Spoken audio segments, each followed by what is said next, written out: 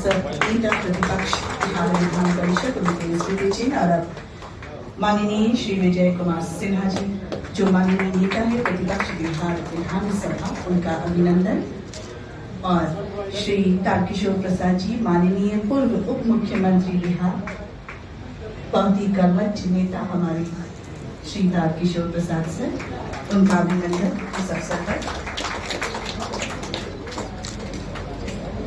और से राष्ट्रवाद तक, यहाँ की पूरी विचारधारा राष्ट्रवाद तक कहीं जाने वाली है। समाजवाद में जो जो निहित भावनाएं हैं वो सभी राष्ट्रवाद में है।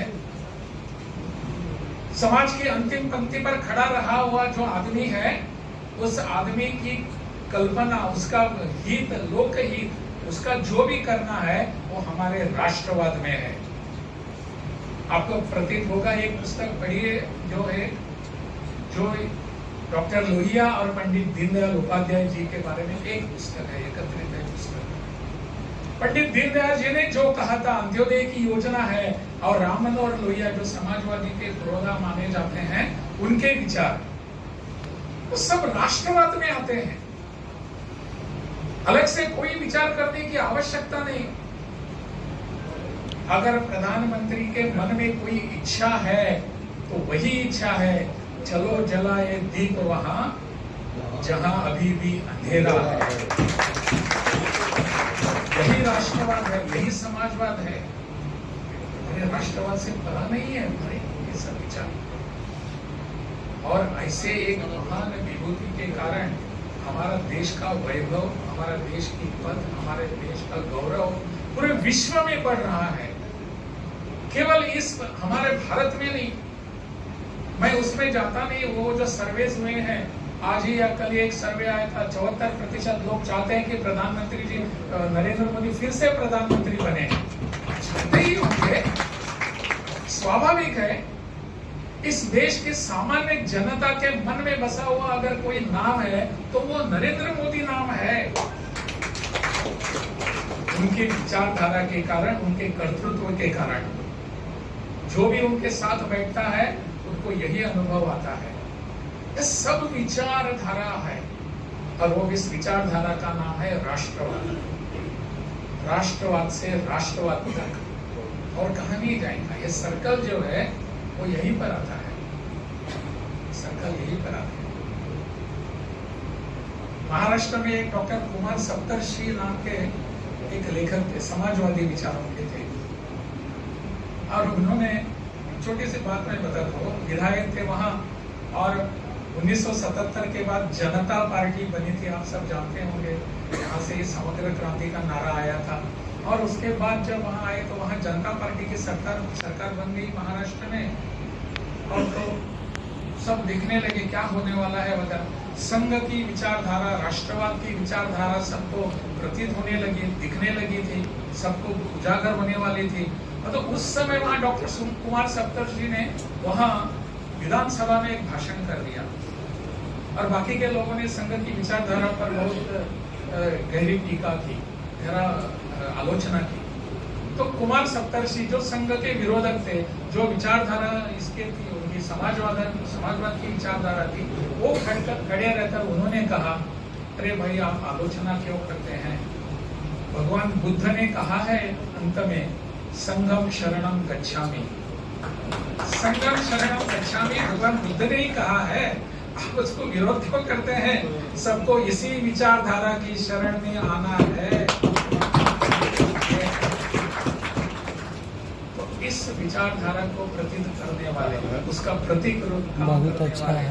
इन पर पुस्तक जो आज हम पढ़ने वाले हैं, तो खरीद कर पुस्तक पढ़ लीजिए। मैं खरीद कर उसको फिर एक बार अधोरेखित करता हूँ। खरीदनी चाहिए पुस्तक, किसी ने भेंट दी, वो पढ़ने की आदत थोड़ी सी बदलनी चाहिए हम सबको, और खरीद कर यह पुस्तक पढ़नी चाहिए।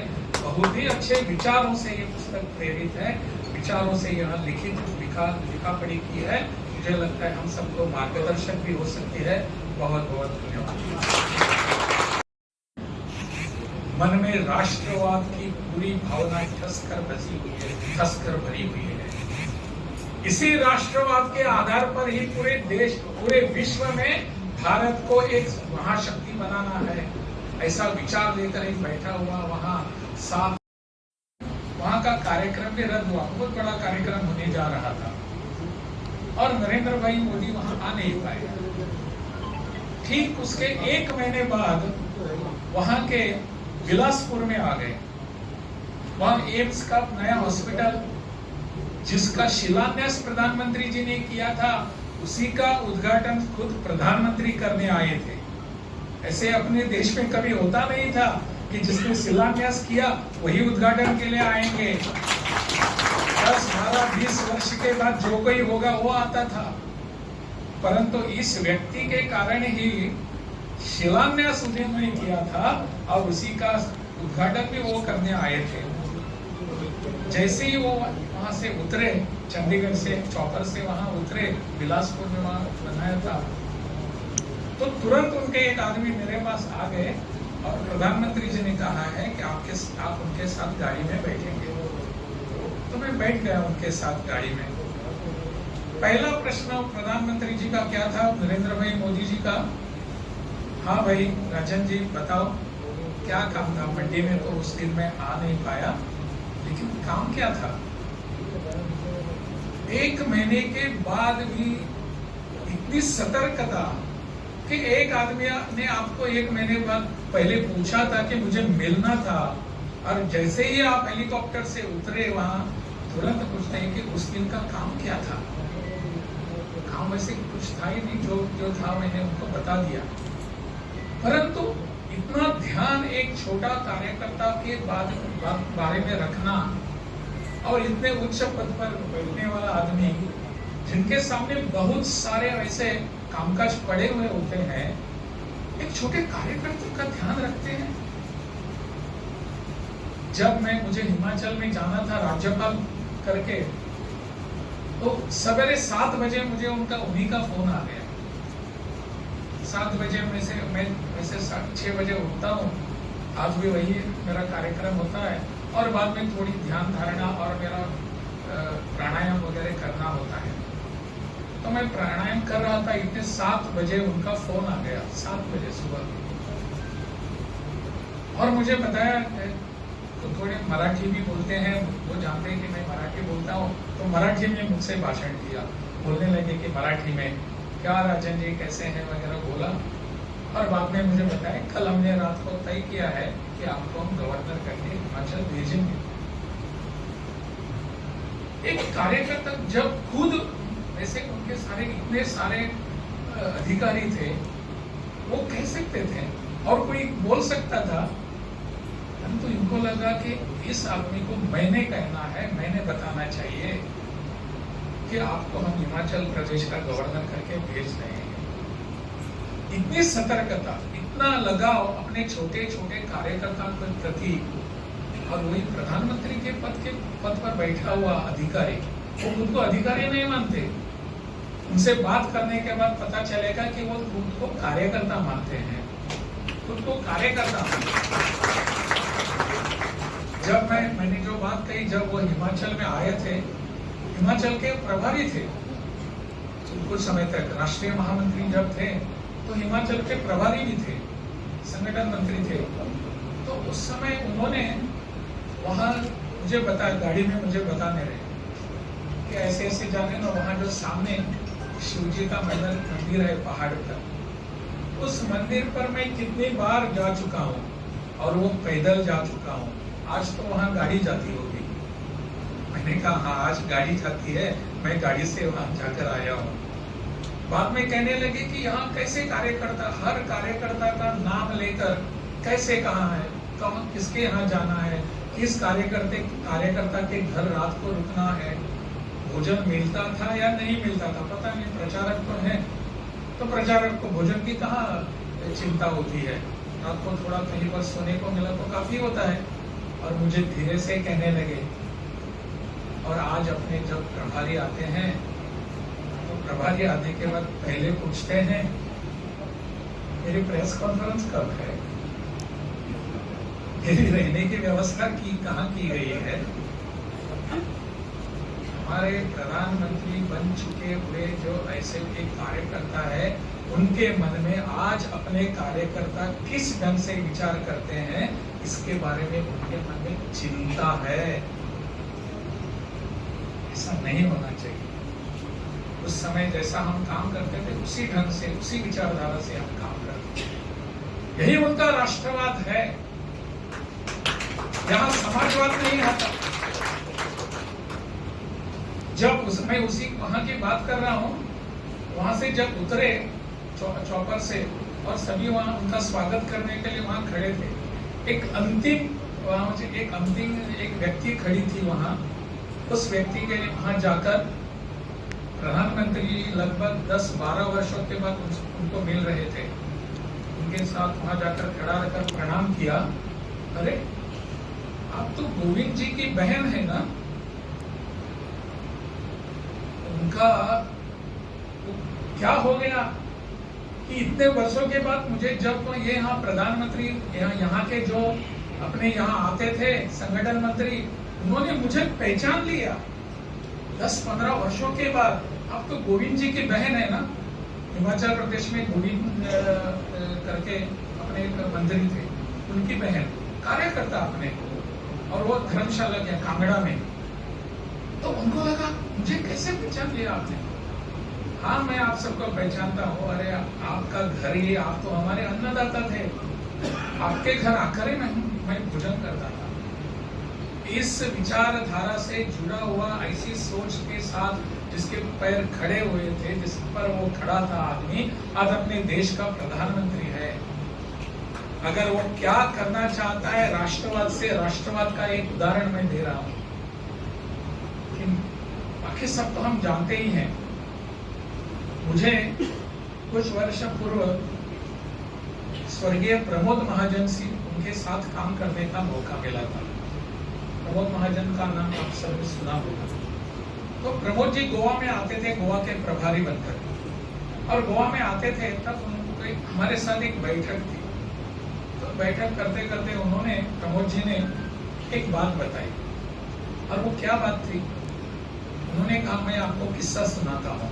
हम 4-5 कार्यकर्ता सब बैठे थे, तो उन्होंने एक किस्सा सुनाया प्रमोद जी ने। क्या था कि मैं एक बार न्यूयॉर्क में गया था, और न्यूयॉर्क में जाकर मेरे साथ मित्र के साथ हम एक कॉफी हाउस में गए।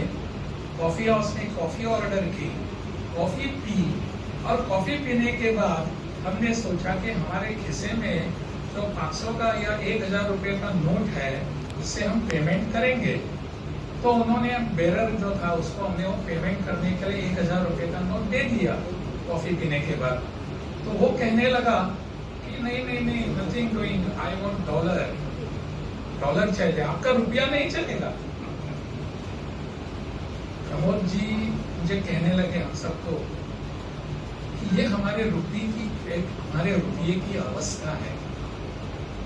और मैं उस दिन की राह देख रहा हूँ जब मैं फिर न्यूयॉर्क में जाऊंगा, फिर उसी कॉफी हाउस में जाऊंगा, वहां बैठकर फिर एक बार कॉफी की ऑर्डर करूंगा, और पीने के बाद मैं मेरा 1000 रुपए का नोट रुपीज देकर मैं कहूंगा कि ले लीजिए। उस समय तो हमको सपना लग रहा था। आज विश्व में अपने रुपये की कीमत कैसी है देख लीजिए। विश्व के 8, 9, 10 राष्ट्र ऐसे हैं जो हमसे रुपयों में व्यवहार करने के लिए तैयार हो चुके हैं। राष्ट्र की गरिमा क्या होती है, इस प्रधानमंत्री जी की ओर देखकर पता चलेगा। हमारे रुपये की कीमत आज अंतर्राष्ट्रीय क्षेत्रों में बढ़ रही है। बाजार में रशिया हमसे डीलिंग करने का, रशिया ऐसे देश, इतना बड़ा देश हमसे रुपयों में डीलिंग करने के लिए तैयार हो गया है, and we are paying them in rupees to.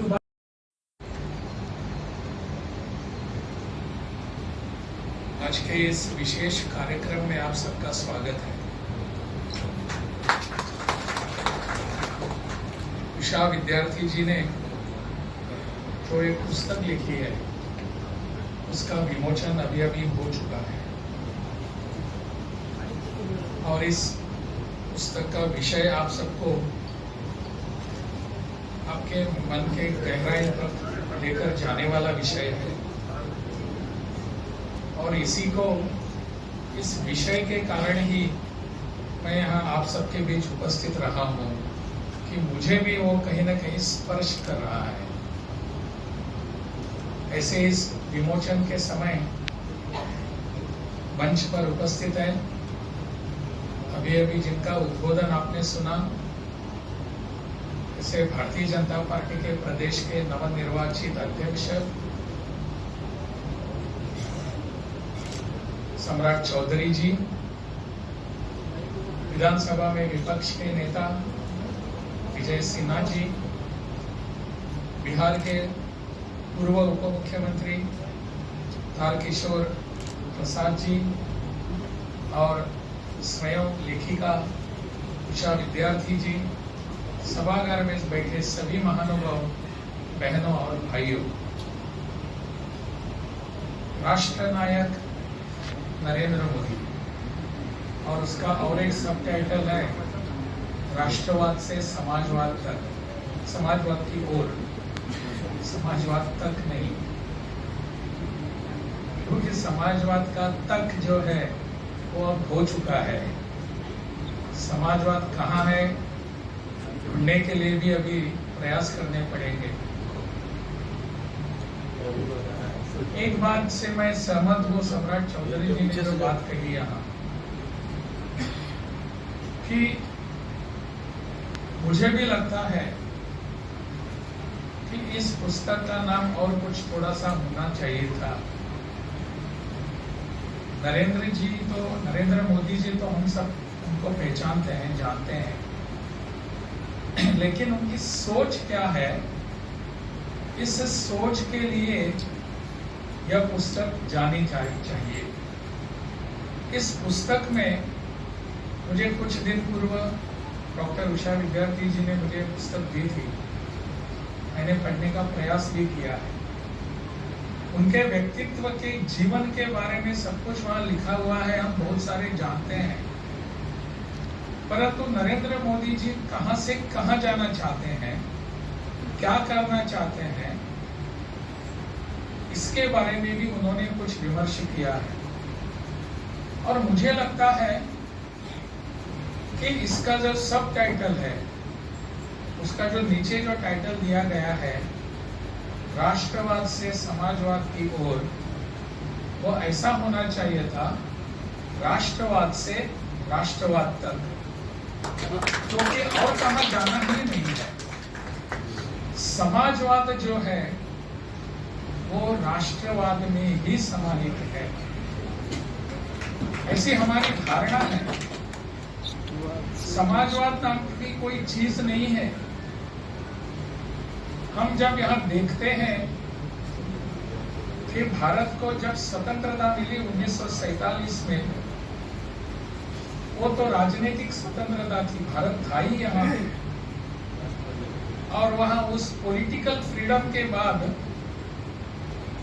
जब हम पूरे विश्व को मार्गदर्शन करने के लिए जाने वाले थे, तो पूरा विश्व हमारे यहाँ देख रहा था कि यह देश कुछ अलग से हमको अपनी पहचान सबके सामने रखेगा। दुर्भाग्य से कुछ हुआ नहीं वैसे। उस समय भी हम समाजवाद को लेकर आगे बढ़े।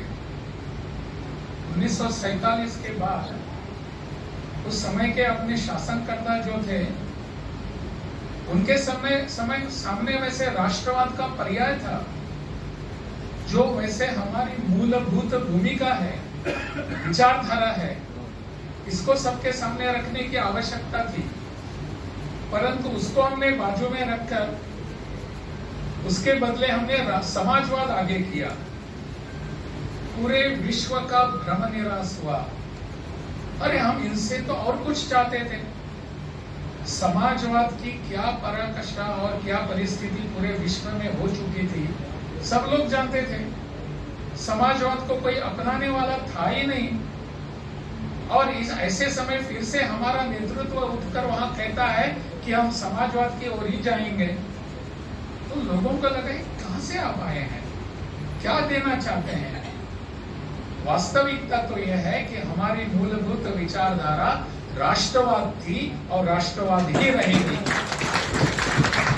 इसके दो राय होने की आवश्यकता नहीं है। हम राष्ट्रवाद से ही विचार करते हैं। भले नरेंद्र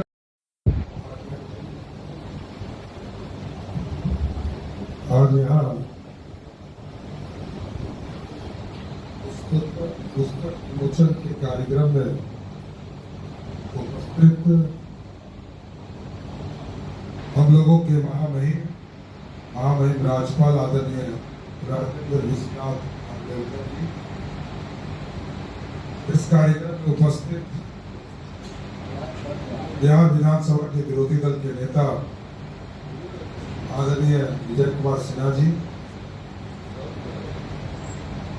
बिहार के पूर्व मुख्यमंत्री आदरणीय तारकिशोर जी, और जिनके इस कार्यक्रम में आए और पुस्तक की लेखिका और 11 भागों में बांटकर इस पूरे किताब को लिखने वाली पालीगंज की पूर्व विधायक आदरणीय श्रीमती उषा विद्यार्थी जी, यहाँ पर उपस्थित माननीय विधान परिषद के सदस्य दिलीप जी, पूर्व मंत्री आदरणीय नीतीश मिश्रा जी, अनिल शर्मा जी, बचौर जी, सभी माननीय विधानमंडल के सदस्यगण और बड़ी संख्या में उपस्थित शिक्षाविदों, शिक्षा से जुड़े हुए तमाम साथीगण, राजनीतिक कार्यकर्ता साथियों, ये ऐसा विषय है जिस विषय को देखने के बाद, समझने के बाद ही पता चलता है। थोड़ा सा हमको लगता है कि शब्द का हेरफेर करती उषा जी आप, समाजवाद से राष्ट्रवाद, ये आपने राष्ट्रवाद से समाजवाद क्यों किया, ये तो पढ़ने के बाद हम लोग को पता चलेगा। लेकिन हम लोगों को जो लगता है कि नरेंद्र मोदी जी के व्यक्तित्व को जब देखते हैं तो लगता है कि समाजवाद से राष्ट्रवाद की ओर। और इस देश में दो चीजें उन्होंने स्थापित किया। संघ के कार्यकर्ता के तौर पर संघ के विचारधारा को लेकर देश में लगातार अभियान चलाते रहे। जब पार्टी के सदस्य बने तो उस पर भी राष्ट्रवाद की पूरी शुरुआत जो है 1989 में जब आदरणीय मुरली मनोहर जोशी जी के साथ उन्होंने राष्ट्रवाद का एक शुरुआत किया, इसमें कई दो मत। लेकिन उनको देखने के बाद ये समाजवादी, कोई देश में समाजवादी हो, उनको देखने के बाद ओरिजिनल कहीं समाजवाद दिखता है तो वो नरेंद्र मोदी जी में दिखता है। और मैं तो अभी तुरंत मिलकर आया हूं, और मैं जब गया तो पहला शब्द उन्होंने कहा कि मैंने आपकी नौकरी खत्म कर दी। नौकरी तो आपने दी थी और हमारे सर्वोच्च नेता आप हैं। नौकरी क्या, आपने तो प्रतिष्ठा हमारा बढ़ा दिया। भारतीय जनता पार्टी का अध्यक्ष होना ये अपने आप में किसी कार्यकर्ता की सबसे गौरव की बात है। तो बात के दौरान बहुत सी चीजों पे चर्चा हुई, लेकिन राष्ट्रवाद और समाजवाद दो ऐसे शब्द हैं इस देश को खड़ा करने वाला है। आदरणीय जौहर साहब को भी हम लोग देखते थे जब विद्यार्थी जीवन में थे और हमको तत्कालीन सरकार ने जेल में भेज दिया, तो जौहर साहब के पीछे कुछ कार्य करने का मौका मिला था। तो राष्ट्रवाद के साथ साथ समाजवादी को भी हमने उस दिन पूरी तरह पहचाना था। उसके पहले कपूरी ठाकुर जी को, लेकिन ये धीरे धीरे चीजें बदलती गई। और आज नरेंद्र मोदी जी ये बड़ा स्पष्ट तौर पर मैं कह सकता हूं कि जिस तरह के विचारधारा और चीजों को स्थापित करने का काम इस देश में कर रहे हैं, राष्ट्रवाद यही सबसे बड़ा प्रतीक होगा कि जो गरीबों को ही उनकी गरीबी समाप्त करे वही राष्ट्रवाद होगा। और अंतर्राष्ट्रीय स्तर पर तो हम लड़ते हैं, दूसरे से लड़ते हैं। अभी यदि कोई कह दे यहां पर कि चाइना से और पाकिस्तान से हमला हो गया, यहां सब व्यक्ति भूल जाएंगे कि हमारा कौन जात है, हमारा कौन धर्म है, सब हिंदुस्तान के लिए लड़ने के लिए चले जाए। तो हम तो यही राष्ट्रवाद समझते हैं।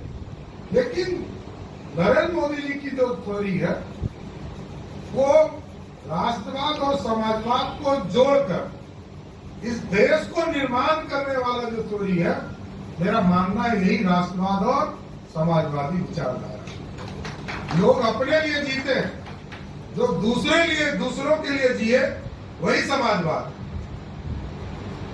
कुछ लोग कपड़ों पर ही जीवन जीते। कपड़ा, मैं किसी पे कटाक्ष नहीं करूंगा, लेकिन यह जरूर कहूंगा कि कुछ लोग ये सोचते हैं कि मैं सोशलिस्ट बैकग्राउंड का हूं और समाजवादी हूं, कपड़ा यदि ठीक पहनूंगा तो लोग क्या कहेंगे। मैं तो इसका जीता जाता उदाहरण देखता हूं। कपूरी जी के थ्योरी पर पूरा विधानसभा के सदस्यों के लिए, विधान परिषद के सदस्यों के लिए एक विधायक का कॉलोनी बना। मैं एक उदाहरण दे रहा हूं कि जिस समय विधायकों ने 37,000 रुपया दिया उस जमीन को लेने के लिए, 2.25 कट्ठा, उसी समय सरकार अपने पॉलिसी से 33,000 में 3 कट्ठा इसी शहर में देता। लेकिन क्योंकि विचारधारा माथे में घुसा हुआ था सोशलिज्म का, समाजवाद का, वो उससे बाहर नहीं आता। सुविधा लेना, ये हमको लगता है कि समाजवाद को ठुकराने वाला शब्द नहीं, लेकिन राष्ट्रवाद पर जिस तरह चीजों को आज देश में बढ़ा रहे हैं नरेंद्र मोदी जी, मैं आदरणीय उषा विद्यार्थी जी को विशेष तौर पर धन्यवाद दूंगा। महामहिम ने समय दिया, इसके लिए भी विशेष तौर पर धन्यवाद दूंगा। और उषा जी, आप तो राजनीतिक कार्यकर्ता भी हैं, कई लोगों ने आपको दूसरा काम भी दिया है, लेकिन मैं जरूर आग्रह करूंगा कि आज देश के नायक आदरणीय नरेंद्र मोदी जी के ऊपर किताब आप लिख रहे हैं, इसी तरह और लिखते रहिए और इस देश को एक विचारधारा भी अपने पुस्तक के माध्यम से देते रहिए। बहुत बहुत धन्यवाद। इस सफर को अपनी वाणी से अवगत कराया, शून्य से शिखर तक पहुंचने वाले हमारे देश के लोकप्रिय प्रधानमंत्री नरेंद्र मोदी जी का वह आत्मविश्वास, आत्मसम्मान और निस्वार्थ सेवा का भाव कहीं न कहीं एक अलग पहचान राष्ट्र के अंदर ही नहीं विश्व के अंदर बनाया। जिस व्यक्ति के मन के अंदर परिवार से ज्यादा समाज के लिए निस्वार्थ सेवा की भाव हो, बिना विकारों से ग्रसित हुए हर व्यक्ति किसी न किसी विकार से प्रभावित होता है, लेकिन जो व्यक्ति के मन के अंदर विकारों से मुक्त, राग द्वेष की भावना से पूर्णतः मुक्त होकर सबका साथ सबका विकास की भाव मन के अंदर लेकर चले और मां भारती की धरती पर जो भी जन्म लिया है, किसी जाति धर्म क्षेत्र भाषा का है, सबका उत्थान का संकल्प लेकर कदम बढ़ाया, वह कोई साधारण व्यक्तित्व नहीं हो सकता। वह कोई महान आत्मा जो हमारे बीच आकर इस मां भारती के संतानों का ही नहीं, इस राष्ट्र को, हमारी सांस्कृतिक ऐतिहासिक विरासत को एक नई पहचान देने के लिए अवतरित हुए हैं। और सचमुच में ये व्यक्ति जिस रूप में जो मिलता है वही उनका मुरीद हो जाता है। जो जहां जिस रूप में देखता है, एक कार्यकर्ता हो, एक पदाधिकारी हो, एक नेता हो, श्रमिक के श्रम का सम्मान जब इलाहाबाद की धरती पर उसके चरण को धोकर जो संदेश देश को दिया, उन गरीबों को जो गंदगी से बीमारी का शिकार होकर अपने परिवार की तबाही का कारण बनता है, स्वच्छता अभियान के माध्यम से उन लोगों के मन के अंदर जहां आजादी के इतने वर्षों के बाद आधी आबादी अंधेरा में रहता था, उस आबादी को इंजोला और प्रकाश की रोशनी में लाकर खड़ा कर दिया। धुएं से मुक्त कर करके माँ बहनों को एक नई जिंदगी प्रदान किया। उस व्यक्ति की सोच पर जो प्रकाश डाला गया, वह समाजवादियों से भी कई कदम आगे निकल गया। बाद का कुछ कदम चलता है, फिर जो भटकाव की ओर बढ़ता है, हम आप सभी देखे हैं लोहिया जी का, लोकनायक जयप्रकाश नारायण जी का, जिनकी मूल वाणी थी जाति विहीन समाज, भ्रष्टाचार मुक्त राष्ट्र बनाने का। माननीय नरेंद्र मोदी